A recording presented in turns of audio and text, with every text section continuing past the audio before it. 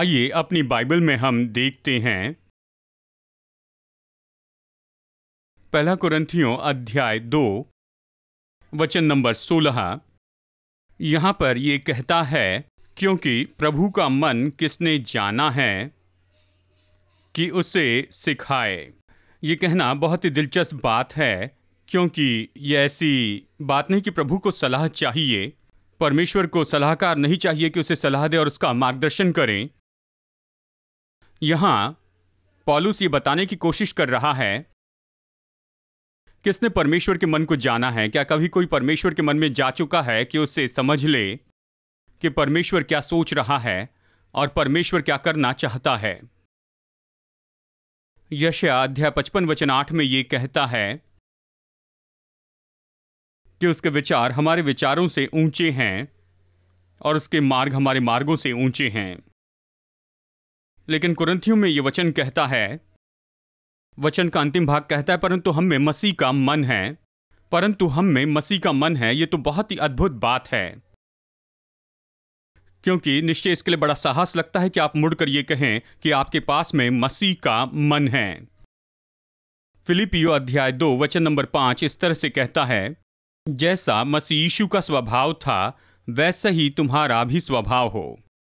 यानी परमेश्वर हमें यही बताना चाहता है कि सच में हमारे पास में ऐसा नया मन होना चाहिए। यीशु से मुलाकात करने के पहले जो हमारे अंदर मन था वो मन नहीं।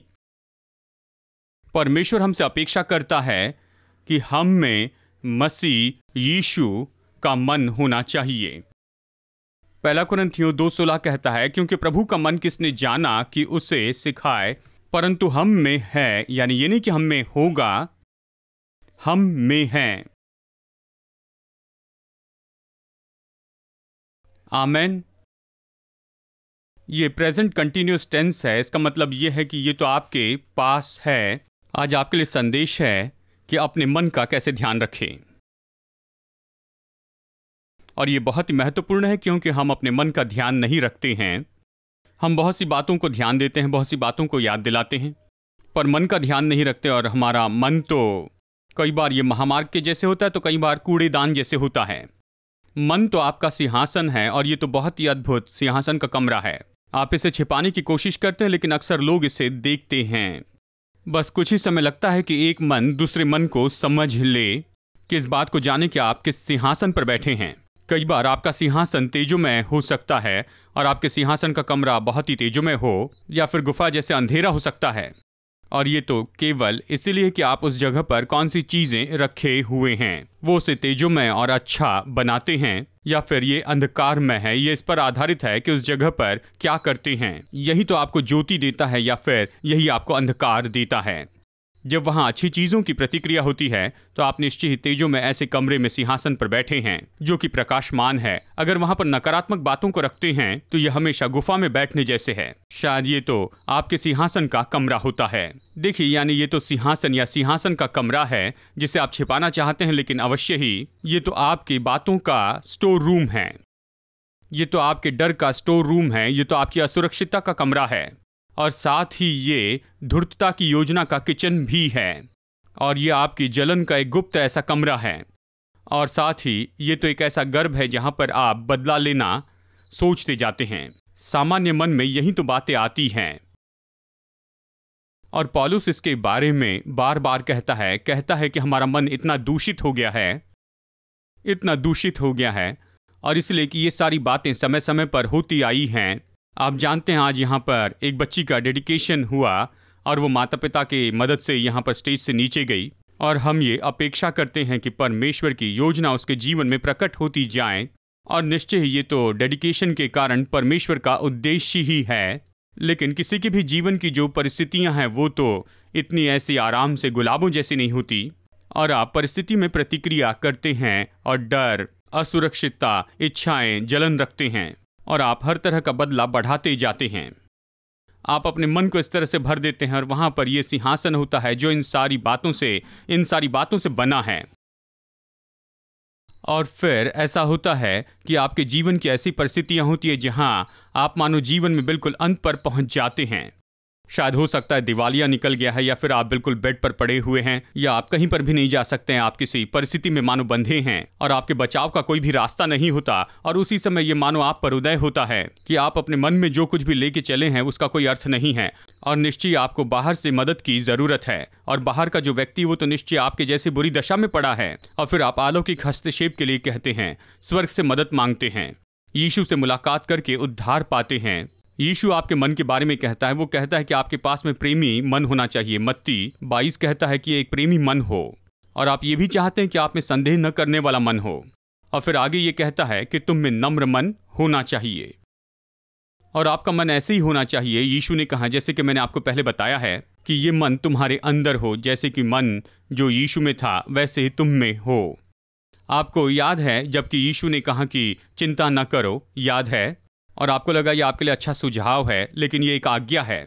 वो कहता है चिंता ना करना, इसलिए कहता है चिंता ना करना, इसलिए कि यानी आप यहाँ पर बढ़ाते चले जा रहे हैं। जानते हैं इसका मतलब आप अविश्वास बढ़ा रहे हैं। जब भी चिंता करते हैं अविश्वास बढ़ाते हैं। अविश्वास यानी परमेश्वर को परिस्थिति से बाहर निकाल देते हैं। तो वो कहता है चिंता न करो। क्या होता है जब कोई व्यक्ति अपने जीवन में विपरीत परिस्थिति में से जाता है, वो अपना दिल यीशु को देता है, यीशु उसके जीवन में आता है, वो दावा करते हैं कि मैंने नया जन्म पाया, ये सच है। वो दावा करते हैं कि जीवन की पुस्तक में नाम लिखा गया है, सच है।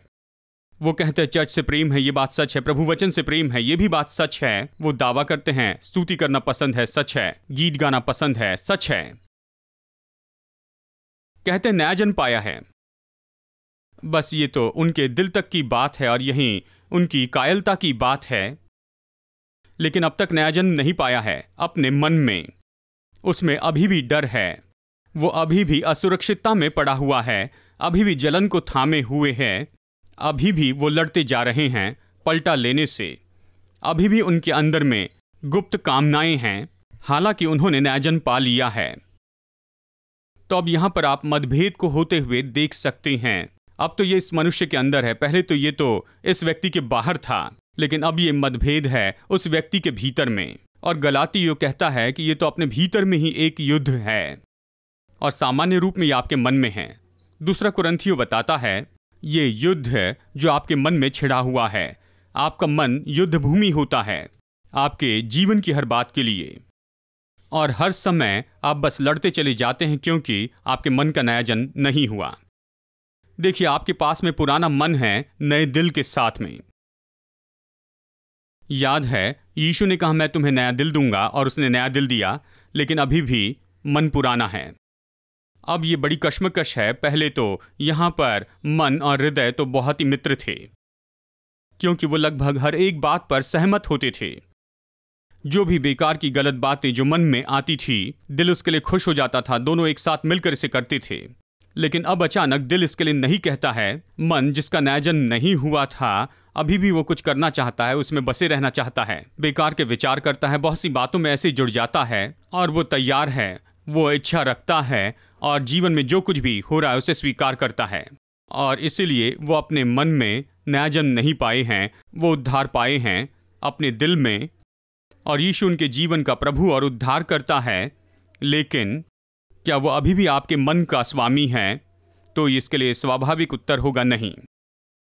अभी भी डर में हैं, अभी भी असुरक्षितता में हैं। एक समस्या थी जिसका मूसा ने सामना किया। निर्गमन 14:14 में एक ऐसी बात थी जहां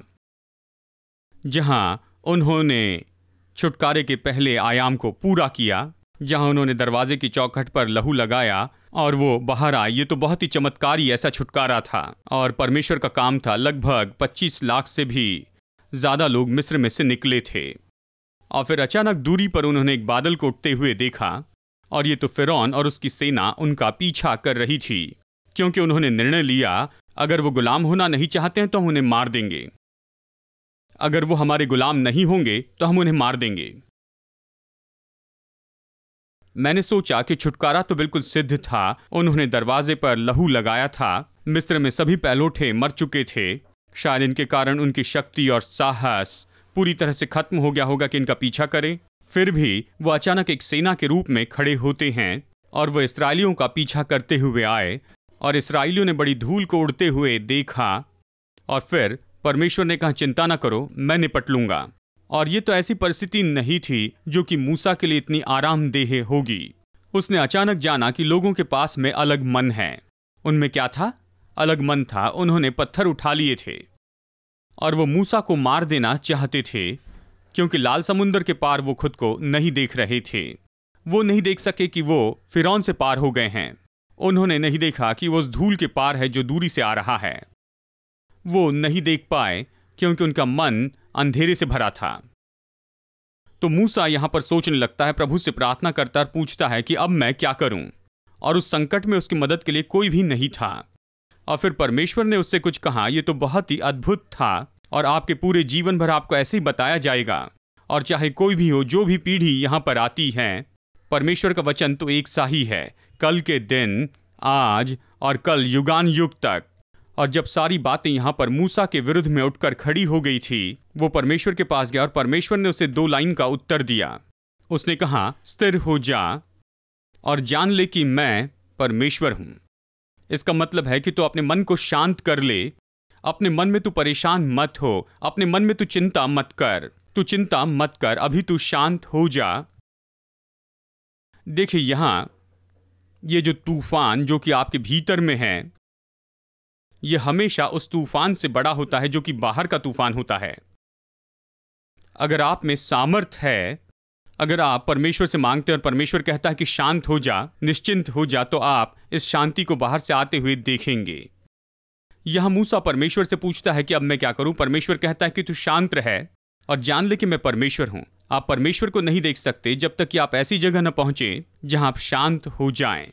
परमेश्वर चाहता है कि आप शांत हो जाए, अपने मन को क्रम में लेकर आएं। ये तो पूरा डर से भरा था मूसा, ये तो असुरक्षितता से भरा हुआ था मूसा, ये तो क्रोध से भरा था मूसा के लिए, ये कड़वाहट से भरा था मूसा के लिए। मूसा, कुछ पल के लिए शांत हो जा।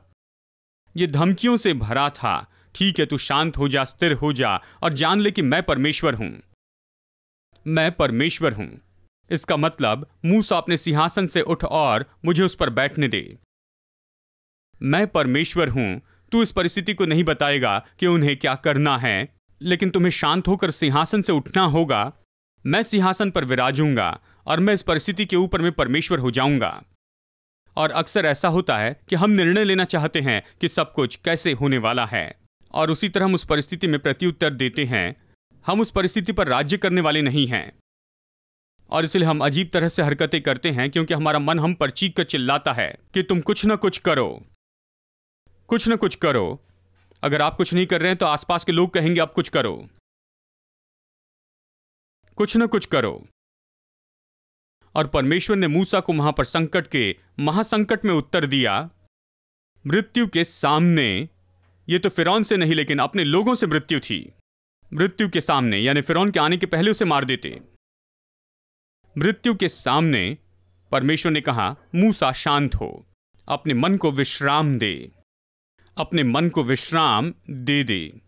तुम्हारा डर उठकर तुमसे बातें करने न पाए, तुम्हारा क्रोध उठकर तुमसे बातें न करने पाए, असुरक्षितता उठकर तुमसे बातें न करने पाए, और इस बात की चर्चा के कारण परेशान ना हो, जलन, द्वेष और बैरभाव के कारण। ये तो तुम्हारे मन की एक एक नसों में गया है। लेकिन शांत रहे, चुप रहे और जान ले कि मैं परमेश्वर हूं। और फिर वो उससे कहता है, उस लाठी को उठा। जब तक कि आपका मन स्थिर ना हो जाए, तब तक आप निर्देश का प्रकाशन नहीं पा सकते हैं। आप बदलाव नहीं पाएंगे। जब तक कि आपका मन विश्राम न करें, तब तक आप प्रकाशन को नहीं पा सकते। परमेश्वर व्याकुल लोगों से ऐसे बात करके उनका मार्गदर्शन नहीं कर सकता है। क्या आप समझ रहे हैं? अगर आप व्याकुल व्यक्ति हैं तो परमेश्वर आपका मार्गदर्शन नहीं कर सकता है। अगर आपका मन स्थिर नहीं है तो प्रभु मार्गदर्शन नहीं कर सकता है। अमेरिकन बड़े विख्यात तरीके से इससे निपटते हैं। अगर उनके सामने बहुत बड़ी समस्या है तो वो दूसरों से ये कहते हैं, चलो इस पर सो जाते हैं। क्या? चलो इस पर सो जाते हैं। जहां मैं काम करता था वहां पर यह वाक्य विख्यात था, और वो वहां पर उसे समझा कर बताते हैं। जब हम कॉन्फ्रेंस रूम में थे, समझाते और समझाते पूरे दिमाग को धो देते हैं, पूरी तरह से एक एक बात, एक एक लाइन। और फिर आखिरकार ऐसा होता है कि मानो हमारे दिमाग में ज्वर चढ़ जाता है, और जब उनकी ओर देखते हैं तो अचानक वो अपना हाथ पटकते हैं और फिर कहते हैं, ठीक है, तो 1 हफ्ता हम कुछ नहीं करेंगे। ठीक है, 1 हफ्ता हम कुछ नहीं करेंगे। तो शुरू करते हैं। सब अपनी फाइल बैग में रखते हैं, बैग में रखकर चले जाते हैं। यह निर्णय लिया गया है। हम इसमें से होकर नहीं जा सकते, उससे निपट नहीं सकते हैं, हम इससे घेरा लगा के नहीं जा सकते, इसमें से कोई रास्ता नहीं है। ऐसे लगता है कि ये परिस्थिति पूरी तरह से ताला बंद है। तो फिर क्या करें? बंद करो, बस 1 हफ्ता कुछ नहीं करना। हमें सिखाया जाता है कि कुछ न करें, क्योंकि कुछ नहीं करना सबसे मुश्किल होता है। देखिए, मनुष्य के लिए सबसे मुश्किल बात तो यही है कि उससे पीछे हट जाए और उसके बारे में बिल्कुल न सोचे। यही हमें सिखाया जाता है, उससे दूर हो जाए, कुछ न करें। और धीरे से वहां पर उस हल के बारे में छोटी सी बात मिलेगी और फिर आप जानेंगे, हाँ, अच्छा हुआ कि मैं पीछे हटा। मैं यहां से देख सकता हूं क्योंकि मैं समस्या के भीतर से देख रहा था, अब मैं समस्या के बाहर से इसे देख रहा हूं। और परमेश्वर ने मूसा से बस यही करने के लिए कहा कि कुछ न कर, आराम कर, मन शांत कर, व्याकुल ना हो। लोग जो कह रहे हैं उसके लिए प्रतिक्रिया ना करना। तुम जो देख रहे हो उस पर विश्वास नहीं करना कि दूर से फिरौन अपनी सेना के साथ में आ रहा है। इसकी चिंता मत करना, कुछ नहीं करना, बस शांत रहना। फिर मैं तुमसे कहूंगा। और प्रभु ने बातें की। और केवल तब जब वो पूरी तरह से खुद को शांत रख पाया कि आप ऐसे निर्देश पा सकते हैं जो कि परमेश्वर ने दिए हैं। और वो निर्देश क्या था? अपनी लाठी उठा, नहीं तो कुछ भी नहीं होता। क्या आप इसे समझ रहे हैं? अगर आप व्याकुल हैं तो प्रभु की आवाज नहीं सुन पाएंगे, चाहे प्रभु ने आपको सबसे अच्छा प्रकाशन ही क्यों न दिया हो। प्रभु ने चाहे सबसे उत्तम वचन क्यों न दिया हो, आप उसे सुन नहीं पाते हैं क्योंकि मन में व्याकुल हैं। तो यहां पर परमेश्वर मूसा से कहता है, शांत हो जा और ये जान ले कि मैं तेरा परमेश्वर हूं। मूसा, अपने सिंहासन से उतर और मुझे वहां बैठने दे। और ये कौन सा सिंहासन है? किस सिंहासन पर बैठना है? मन के। आमेन। और फिर लाल समुंदर बट गया। ये तो ऐसा चमत्कार है जो कि मनुष्य के मन की स्थिरता के बाद में शुरू हो गया था।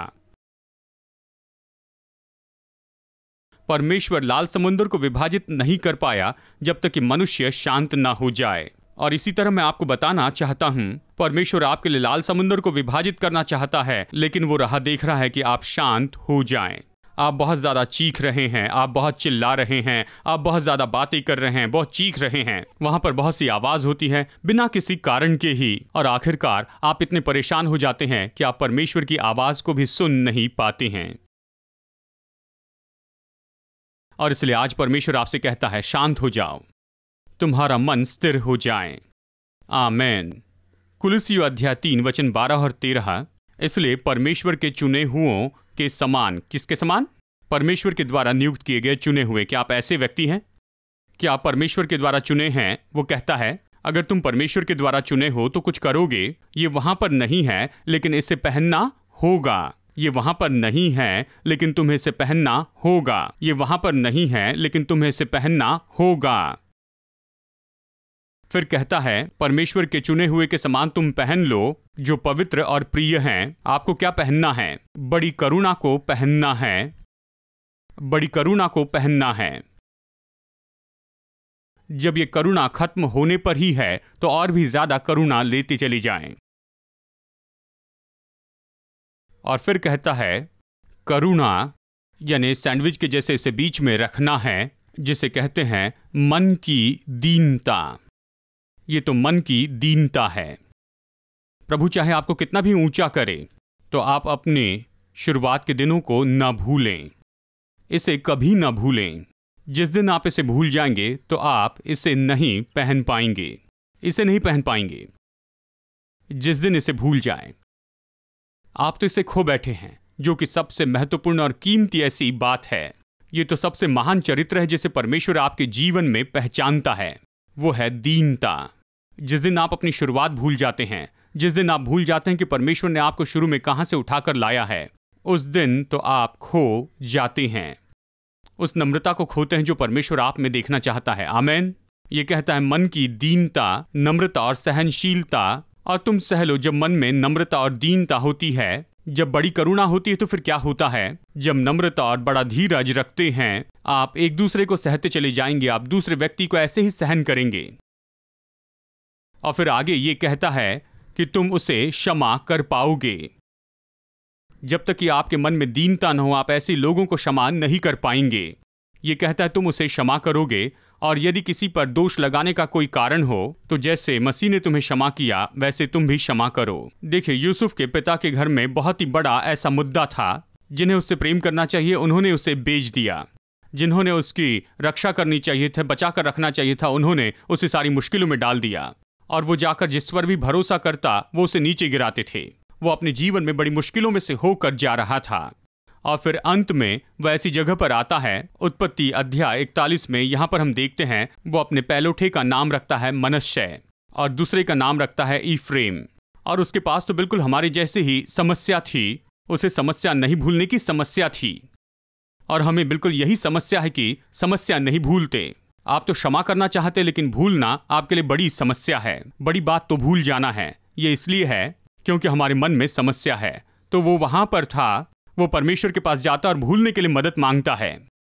और उत्पत्ति अध्याय 41 वचन 51 ये कहता है कि परमेश्वर ने उसे मनश्शे दिया और उसने उसका माइलस्टोन जैसे उपयोग किया। कहा, परमेश्वर तूने भूलने में मेरी मदद की है। क्या आप भूल नहीं सकते हैं? परमेश्वर भूलने में आपकी मदद कर सकता है। परमेश्वर भूलने में आपकी मदद क्यों करेगा? क्योंकि परमेश्वर के पास सामर्थ्य है कि उसे भूल जाए। इब्रानियों 10 में वो कहता है, तुम्हारे पाप और तुम्हारे अधर्मों को मैं फिर कभी स्मरण नहीं करूंगा। याद रखिए, अगर वो भूल सकता है तो आप उसे भूल सकते हैं। आपको परमेश्वर से मांगना है जो भूलने में आपकी मदद करेगा। अगर आप अपनी इच्छा से इसे भूलना चाहते हैं और कहें कि समय भूलने में मेरी मदद करेगा, भूलने में समय मदद नहीं करता। समय आपको समय की याद दिलाता है, लेकिन परमेश्वर है जो उसे भूलने में मदद करता है। क्या आप इसे अभी समझ रहे हैं? आपको प्रभु के पास जाकर कहना है, प्रभु इसे भूलने में मेरी मदद कर, क्योंकि इन विचारों से मैं तो मानो परेशानी में हूं जो मुझे इस दर्द के बारे में याद दिलाते हैं। लेकिन प्रभु तुम मेरी मदद करके मैं भूल जाऊं, क्योंकि प्रभु जब तक मैं इसे भूल न जाऊं मैं कैसे फलवंत हो सकता हूं। और अगला बेटा इफ्राइम होता है। आमेन। फिलिपियों अध्याय 2 वचन नंबर 5 को यहां पर देखते हैं, जैसे मसीह यीशु का स्वभाव था वैसे ही तुम्हारा भी स्वभाव हो, जिसने परमेश्वर के तुल्य होने को अपने वश में रखने की वस्तु न समझा, वरन अपने आप को ऐसा शून्य कर दिया और दास का स्वरूप धारण किया और मनुष्य की समानता में हो गया और मनुष्य के रूप में प्रकट होकर अपने आप को दीन किया और यहाँ तक आज्ञाकारी रहा कि मृत्यु, हाँ क्रूस की मृत्यु भी सह ली। ये ऐसा मन आप में भी हो, ऐसा मन जो कि दीनता से भरा हो, ऐसा मन जो आज्ञाकारिता से भरा हो, ऐसा मन जो कि बलिदान करने के लिए बिल्कुल तैयार हो। अगर ये मन आप में नहीं है, अगर नम्रता का मन आप में नहीं है, अगर आज्ञाकारिता का मन नहीं, अगर बलिदान करने का मन आप में नहीं है, तो आप में मसीह का मन नहीं है। आप में ये नहीं है, तो फिर आपके पास में दूसरा मन होगा। अगर आपके पास ये मन नहीं है तो आपके पास शारीरिक मन होगा। शारीरिक मन ये तो ऐसा मन है जो कि डर से भरा है, और ये कहता है कि शरीर पर मन लगाना ये परमेश्वर से बैर करना है। इसका मतलब शारीरिक मन में ये 3 विशेषताएं नहीं होगी। ये 3 विशेषता क्या है? यह है दीनता, आज्ञाकारिता और बलिदान करना। तुम में ये मन होना चाहिए। अगर आप में मसीह का मन नहीं है तो आप परमेश्वर की बातों को नहीं देख पाएंगे। आप आगे बढ़कर इसके होने का दिखावा करें, लेकिन ये सच में वहां पर नहीं है। क्या आप इस बात को समझ रहे हैं? आप डर से भरे हो सकते हैं। भूतकाल का डर, भूतकाल के अनुभवों का डर, दूसरों के साथ जो हुआ है या किसी और के साथ कुछ हुआ, अब ये सब आपके उस सिंहासन के कमरे में भरा है आपके मन में, और आप असुरक्षितता से भरे हैं और इन सारी बातों से आपने खुद को भर लिया है और इस तरह से आप इतनी चिंता से भरे हैं। तो इसका मतलब यह है कि यीशु आपके मन के सिंहासन पर नहीं है और आपको नया जन्म पाना है अपने मन में। और आज बहुत से विश्वासियों में यही तो बड़ी समस्या है। क्या वो नया जन्म पाए हैं? क्या वो आत्मा से भरे हैं? क्या वो प्रभु भोज लेने वाले विश्वासी है, चर्च में जाने वाले हैं? हाँ हाँ हाँ, सारी बातों के लिए, लेकिन उनके मन के बारे में क्या?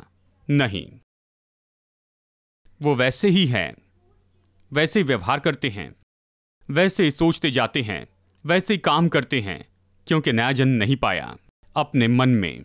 और उनके मन में कोई दीनता नहीं है, उनके मन में कोई आज्ञाकारिता नहीं है।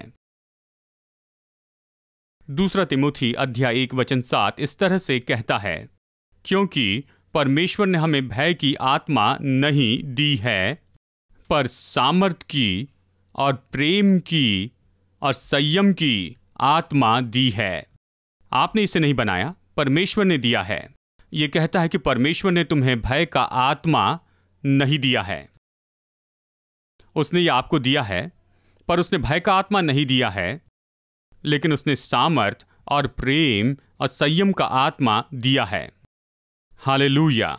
और परमेश्वर ने आपको अच्छा मन दिया है, लेकिन आपने उसे नहीं स्वीकार किया यीशु मसीह को अपने मन में स्वीकार करने के द्वारा।